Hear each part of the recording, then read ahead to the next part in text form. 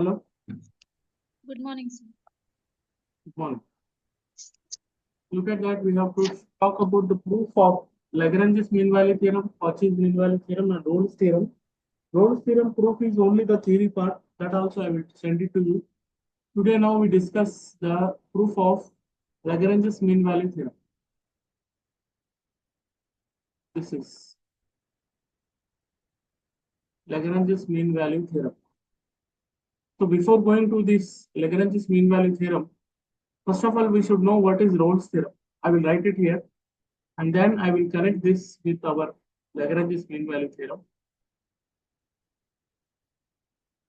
Can you tell me what is the statement of Rolle's theorem? Because these two theorems again depending upon this Rolle's theorem only.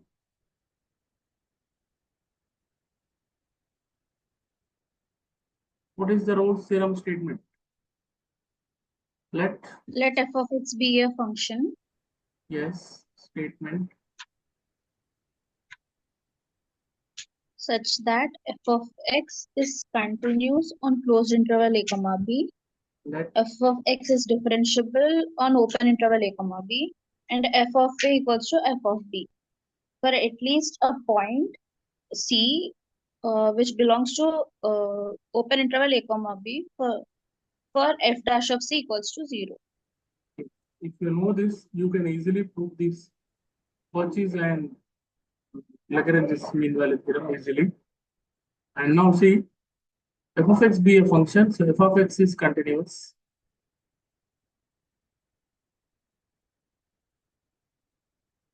F of x is continuous on closed interval a comma b. And then f of x is differentiable. F of x is differentiable or derivable, both are having the same meaning on open interval a comma b. And there is a third condition also required. The condition is f of a is equals to f of b. F of a is equals to f. So then there exists a point C belongs to a comma b such that f dash of c is equal to 0. See, actually the meaning of Rolle's theorem, continuous भी होना, differentiable भी होना और f of a is equal to f of b भी होना. तीनों condition satisfy है तो then f dash of c is equal to 0 we can say. Okay, you have to be remember this one and then only we can go for the proof. अब यहाँ पर देखो, यहाँ पर basic requirement क्या है? f of x be a function. There must be a function. Then only that function will be continuous and that function will be differentiable. And the lower limit and upper limit of that function will be equal. Then only there is a point lies in this interval a comma b from where we can draw the tangent and the tangent is parallel to x-axis. Look at that, the proof of today's first Lagrange's mean value theorem. What is the statement? We know already. F of x be a function such that continuous condition differentiable is there. You see what I want to tell you? Continuous condition is there in Lagrange's mean value theorem. Differentiability is also there. अगर अपन इसके अंदर ये condition मर्ज कर दिए किसी तरह से f of a is equal to f of b, right? Continuous तो हो रहा, यस हो रहा, यहाँ पर हो रहा, डिफरेंशिएबल भी हो रहा according to the statement. Suppose if yes f of a is equal to f of b also exists in this Lagrange's mean value theorem, then we can use the formula that is f dash of c is equal to 0 को अपन use कर सकते, right now. ये third condition अगर f of a is equal to f of b अगर इसमें satisfy हो रहा तो Lagrange's mean value theorem जाके Rolle's theorem बन जाता ना. Yes, sir. So that only we are going to be do it. So now proof में क्या कर रहे हैं देखिए अपन, यहाँ पर क्या बोले थे अपन Rolle's theorem में f of x be a function बोले, तो अपन क्या कर रहे हैं, एक फंक्शन डिफाइन कर रहे हैं. You have to memorize this, very important. Define a function capital F of x such that capital F of x is equal to small f of x plus a constant into x where k is to be chosen to satisfy this condition f of A is equal to f of, आपको यहाँ पर important क्या है, आपको एक line यहाँ पर memorise कर लेना है, एफ ऑफ एक्स की value, capital f of x की वैल्यू। एक फंक्शन अपन डिफाइन कर रहे हैं, वो फंक्शन कैसा है, ये फंक्शन ऐसा है, f of x is equal to small f of x plus a of x, और ये फंक्शन के अंदर ये कंडीशन सेटिस्फाई हो रही है, f of a and f of b are equal.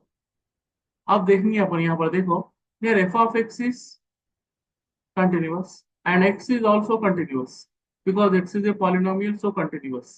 f of x का derivative f dash of x आता, x का डेरिवेटिव 1 आता, so continuous and differentiable condition satisfied। f of x is also, see ये इसमें क्या बोल रहे हैं अपन, ये small f of x continuous है बोल रहे हैं, और x भी कंटिन्यूअस है बोल, f dash of x exist हो रहा, इसका डेरिवेटिव 1 हो रहा, तो continuous condition satisfied, differentiable condition satisfied. और ये f of x plus a of x किसकी वैल्यू है, कैपिटल एफ ऑफ एक्स की वैल्यू है, so capital f of x is also continuous and differentiable on close interval a comma b and open interval a comma b respectively. Then अब यहाँ पर देखो actually अब क्या लिखे, यहाँ पर थर्ड पॉइंट जो लिखा वेरी इंपॉर्टेंट है, what I wrote here, third point ये वाला, ये f of x satisfy all conditions of Rolle's theorem. कैसा, यहाँ पर कंटिन्यूअस हो जा रहा, डिफरेंशिएबल हो जा रहा, और f of A is equal to f of b condition भी सेटिस्फाई हो रहा, कौन हो रहा है इसको, ये कैपिटल एफ ऑफ एक्स हो रहा, कैपिटल एफ ऑफ एक्स को अपन क्या बोले, capital f of x continuous है बोले, capital f of x differentiable है बोले, कैपिटल एफ ऑफ एक्स ये कंडीशन को भी सेटिस्फाई कर रहा, मतलब क्या है, f of x satisfy all conditions of Rolle's theorem, so there exists a point c belongs to a comma b such that f dash of c is equal to 0। So now what we are doing, differentiating with respect to x, equation number 1 ये वाली equation, ठीक है। तो equation number 1 को अगर अपन differentiate करें, देखो यहाँ पर है f of x, capital f of x is equal to small f of x plus a x. Now once if you differentiate the derivative of f of x is capital f of x, f dash होता है खाली derivative, f of x का derivative f dash of x is equals to, sorry, plus a is a constant becomes 1, x becomes 1, so we got this condition। अब इसमें क्या करेंगे, x को c से रिप्लेस करेंगे, so then x will be replaced with c, here f dash of c plus capital A।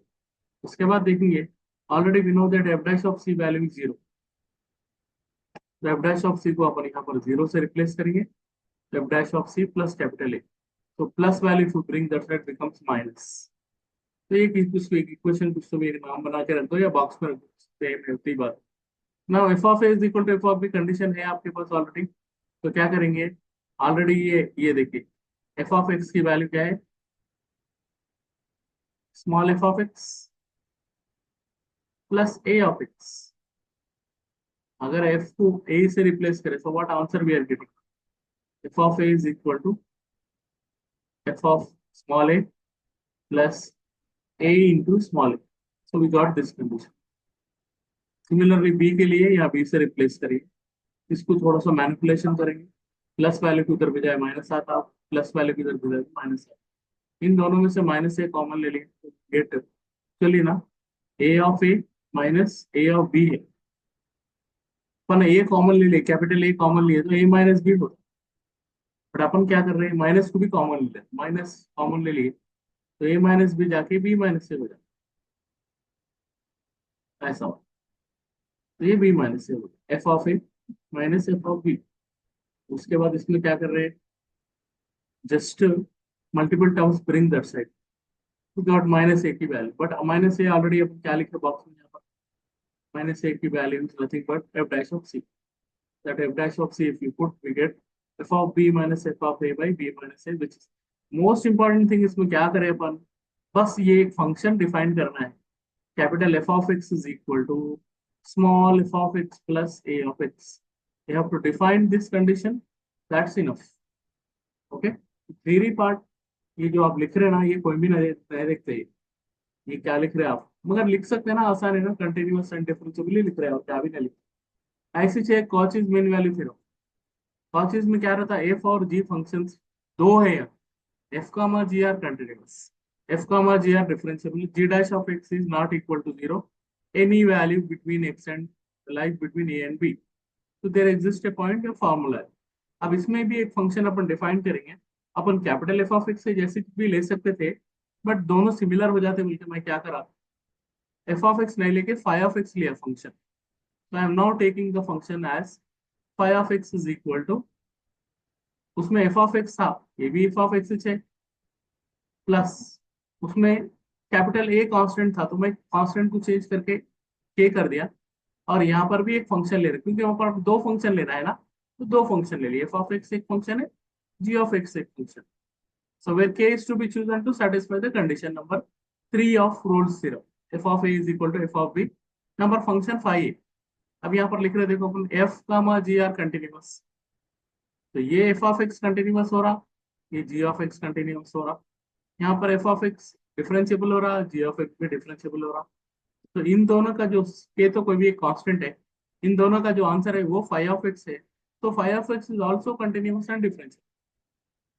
अब क्या हो गया, यहाँ पर देखो फाई ऑफ एक्स कंटिन्यूअस हो गया, फाई ऑफ एक्स डिफरेंशिएबल हो गया, phi of A is equal to phi of B हो गया, मतलब क्या कर रहा, phi all conditions of Rolle's theorem को सेटिस्फाई कर रहा, तो there exist a point C belongs to A comma B, phi dash of C is equal to 0।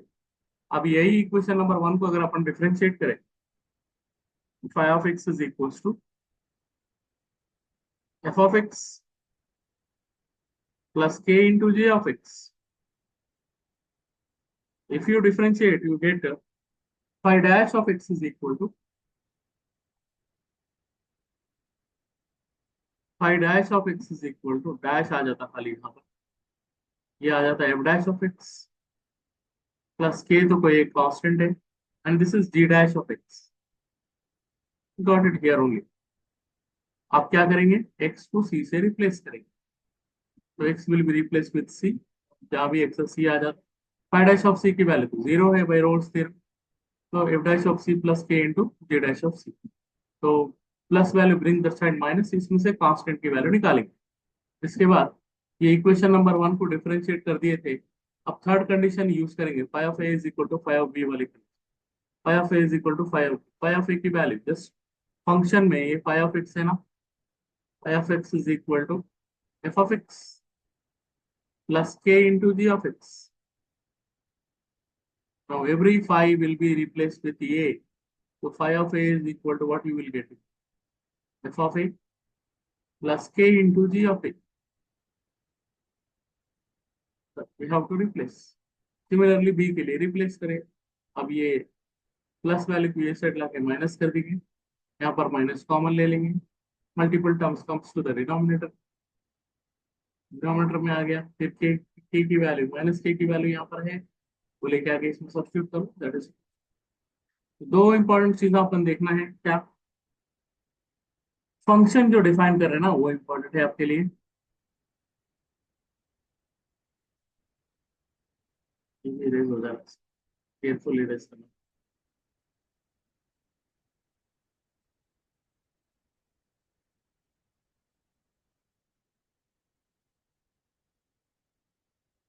I hope you understand this proof of Lagrange's mean value theorem and Cauchy's mean value theorem. Yes, खाली एक ही चीज आपको important याद रखने का, क्या phi of x की function जो डिफाइन कर रहे हैं ना, वो फंक्शन को अगर आप अच्छे से याद रख लिए, that is more than enough, right. Sir, Lagrange's mean value theorem is understood, sir. But Cauchy's mean value theorem हर चीज थोड़ा में क्या confusing. लिखना है वहां पर फंक्शन देखूंगा मैं आपको रफ रफ वर्क में, थोड़ा ये जो मैं एक्स्ट्रा लिखा वो इरेज करके आपको थोड़ा और एक रफ वर्क बता देता, आउटलाइंस बता देता हूँ और जल्दी समझ में क्या डिफरेंस हो रहा है वो भी बता देता, ये इरेज कर देता हूँ मैं, इसकी जरूरत नहीं पड़ती अपने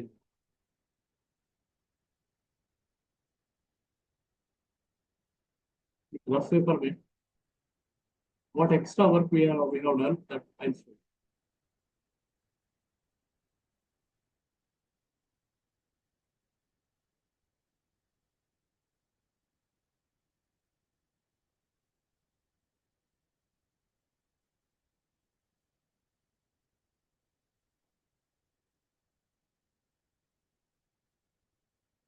एक पेपर में देखो ऐसा।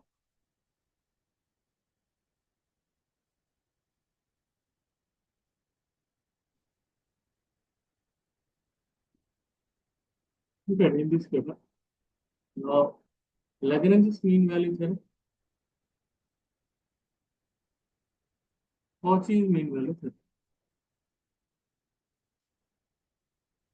तो f of x कंटिन्यूअस है, f of x डिफरेंशिएबल है, but f of a f of a is equal to f of b condition नहीं है, बल्कि यहाँ पर एक फंक्शन डिफाइन कर रहा है, कैसा वाला? Capital f of x is equal to small f of x plus a into x, where a is to be chosen to satisfy the condition f of a is equal to f of, तो ये f of x continuous है, यहाँ पर क्या लिए, as it is लेके भी कर सकते हैं, बट मैं थोड़ा डिफरेंस देने के लिए क्या करा, फाई ऑफ एक्स लिया फंक्शन, फिर वही condition small f of x plus k into g of x, here a is to be chosen to satisfy this condition, f of a is equal to f of b, क्योंकि third condition आपको exist कराना है कैसा भी, यहाँ पर k is to be chosen to satisfy this condition, phi of a is equal to phi of b. अब now f of x continuous हो रहा, x भी कंटिन्यूअस होता, f of x डिफरेंशिएबल हो रहा, x भी डिफरेंशिएबल हो रहा, तो इन दोनों का जो आंसर है ये भी कंटिन्यूअस हो रहा, तो इसका अगर अपन रोल्स थ्योरम में अप्लाई करें, थर्ड कंडीशन तो आ गया, we use this one, f dash of c is equal to 0, बस वही कर रहे हैं, यहाँ पर भी वही काम कर रहे हैं, phi of a is equal to phi of b, यहाँ पर g of x कंटिन्यूअस है, f of x कंटिन्यूअस है, g of x डिफरेंशिएबल है, f of x डिफरेंशिएबल है, इसका आंसर phi of x है, तो बाय रोल्स थ्योरम इसकी वैल्यू भी phi dash of c is equal to 0 हो जाती है।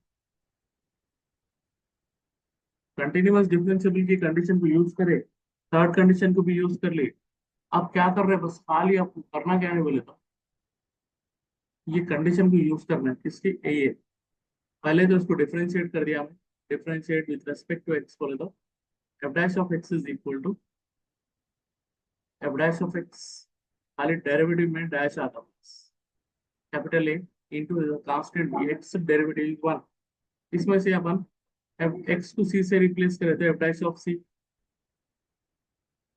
is equals to f dash of c plus capital A, इसमें से ए की वैल्यू निकालेंगे तो ये 0 रखेंगे, ये f dash of c plus a की value minus f dash of c, इसको ये condition f of a is equal to f of b में रखे थे, दोनों को मर्ज कर दिया, हो गया।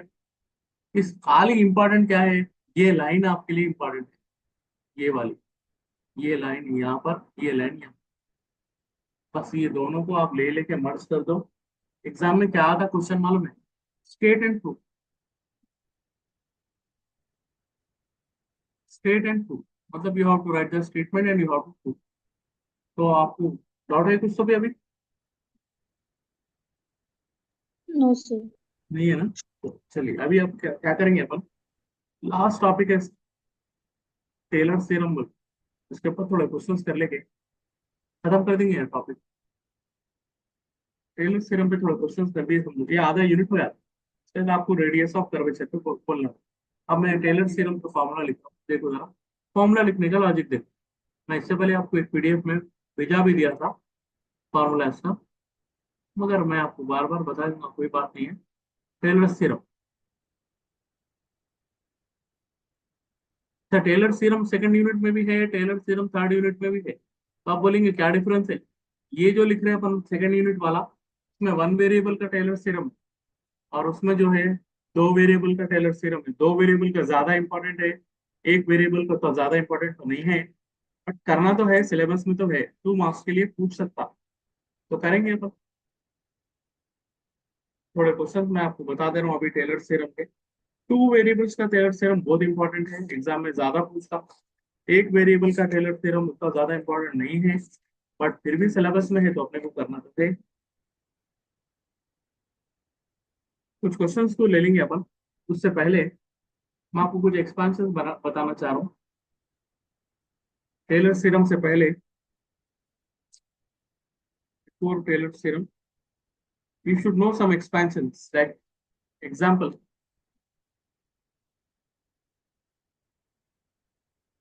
चल लेंगे ये वाला e power x का expansion. First one, e power x का expansion है अपने पास 1 plus x power 1 by 1 factorial plus x square by 2 factorial plus x cube by 3 factorial plus and so on plus x power n by n. ये किसका expansion है? ये e power x का expansion plus n. Second one, the expansion of sin x and cos x. Sin x का expansion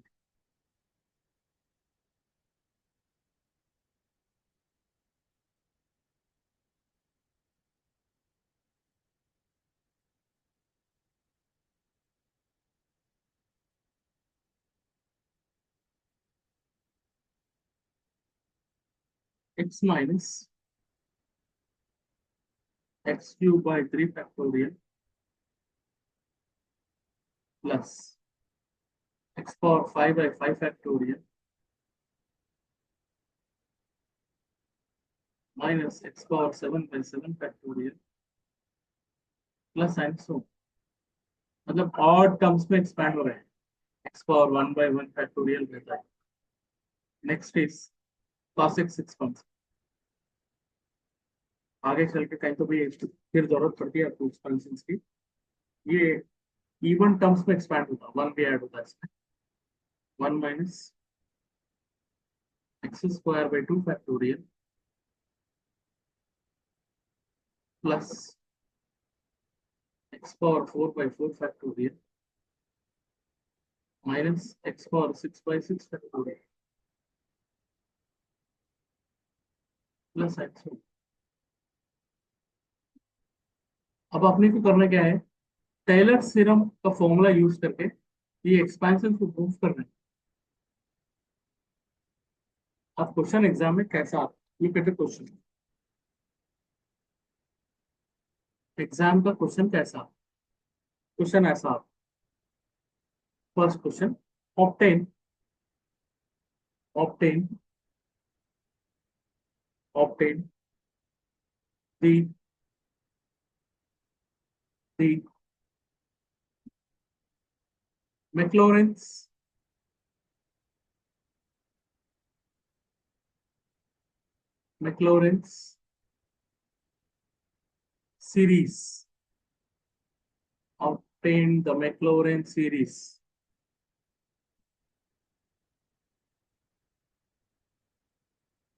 of the following function. Of the following.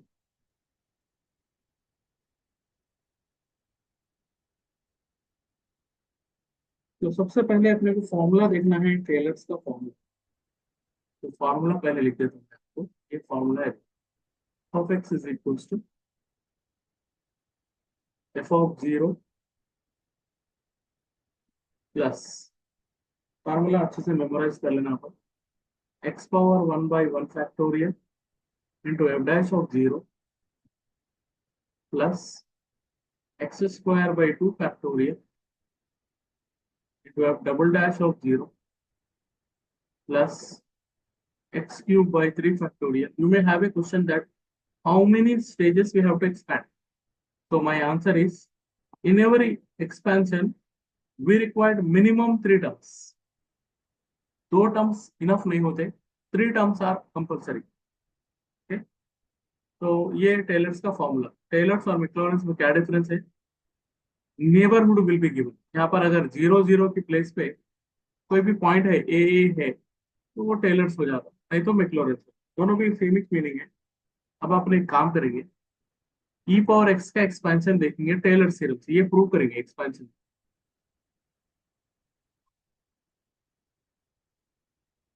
तो expand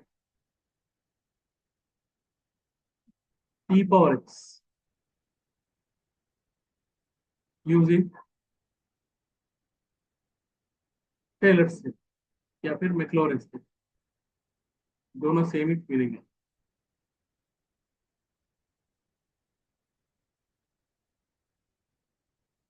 तो now first of all कैसा करेंगे अब start. Late us assume that our f of x value is equal to e power x, हमने e power x का expansion कर, उसके बाद ये f of x तो आपके पास आ गया, अच्छे से आंसर देख लीजिए, आप देखते रहिए बोलते रहिए। This implies I want this value f of 0, तो क्या करेंगे, f of 0 that is e power 0 which is equals to 1, e power 0 is 1। उसके बाद f dash of 0 की value f dash of x find out करिए, f dash of x means e power x is e power x only। This implies f dash of 0 that is equal to e power 0 that is equal to 1। उसके बाद f double dash f double dash f double dash of x is equal to, अब e power x का derivative कितने बार करना है कर लो, you will get the same answer। f double dash of 0 is equal to e power 0 that is equal to 1 again। so कितने minimum 3 terms आ गए, that's enough. तो यहाँ पर लिखना बाय टेलर्स थ्योरम, या फिर आप लिखो मैक्लॉरेंस थ्योरम, दोनों का भी सेम मीनिंग है, बार बार बोलो। Write down the formula, formula is f of x is equal to f of 0 plus x power 1 by 1 factorial into f dash of 0 plus x square by 2 factorial into f double dash of 0 plus x cube by 3 factorial into f triple dash of 0 plus x हो। Triple dash का तो value अपन करे भी नहीं, जरूरत नहीं है। ये हो गया e power x is equal to f of 0 की वैल्यू कितनी आएगी 1 plus x power 1 by 1 factorial write down as it is into f dash of 0 की वैल्यू फिर से 1 है plus x square by 2 factorial into f double dash of 0 की value 1 है plus x cube by 3 factorial, अगर आप triple dash की value भी फाइंड आउट करें you get 1 only plus and so. So finally your answer is e power x is equal to 1 plus x power 1 by 1 factorial x ही होता plus x square by 2 factorial plus x cube by 3 factorial। That is your answer of the expansion of e power x using Taylor's। इतना ही करना है बस 2 marks के लिए, ठीक है, ठीक है, okay. Yes, sir.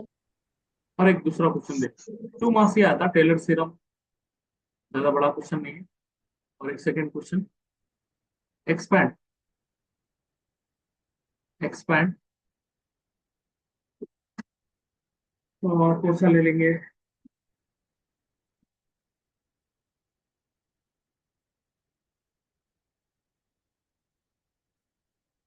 Sine x का ले लेंगे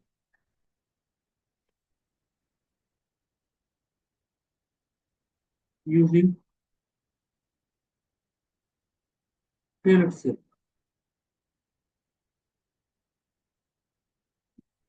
या फिर मैक्लॉरेंस भी पूछ सकता हूँ, यहाँ पर नाम अगर अलग हुआ तो कंफ्यूज नहीं होना।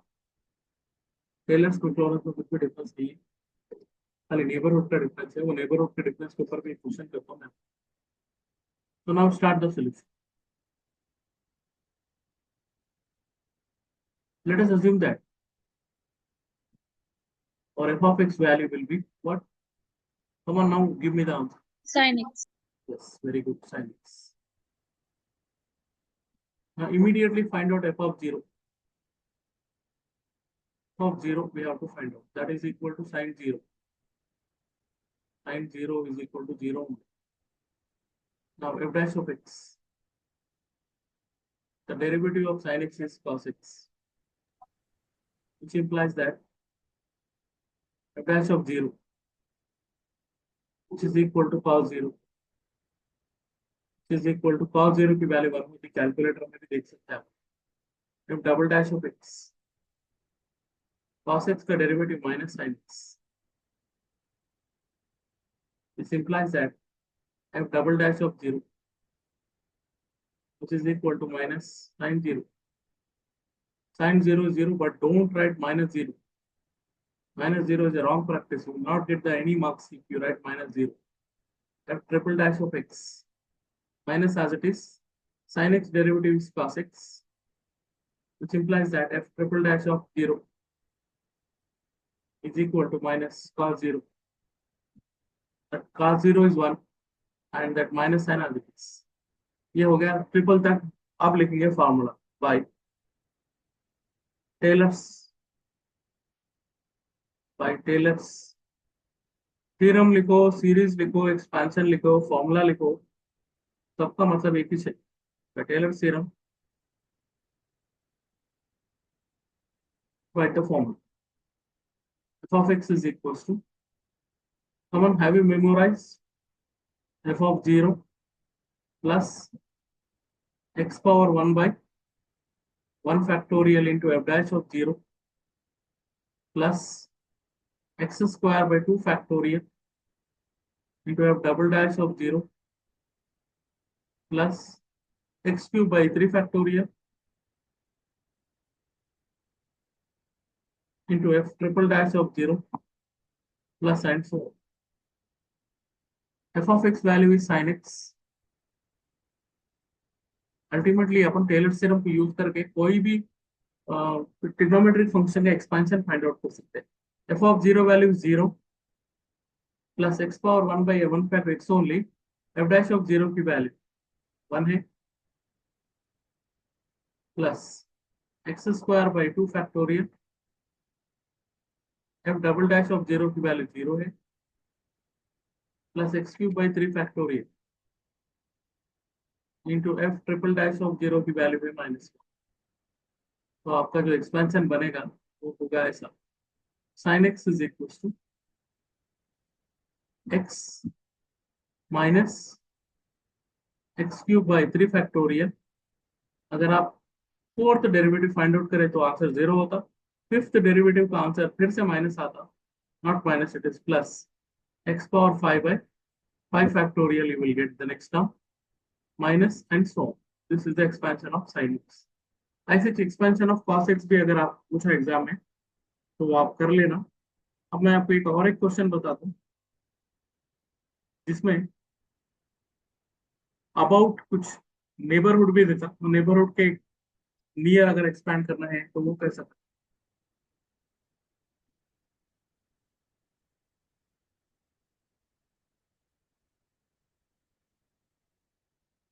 ये question obtain obtain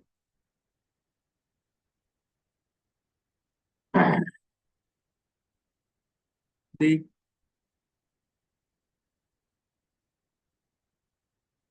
tailors series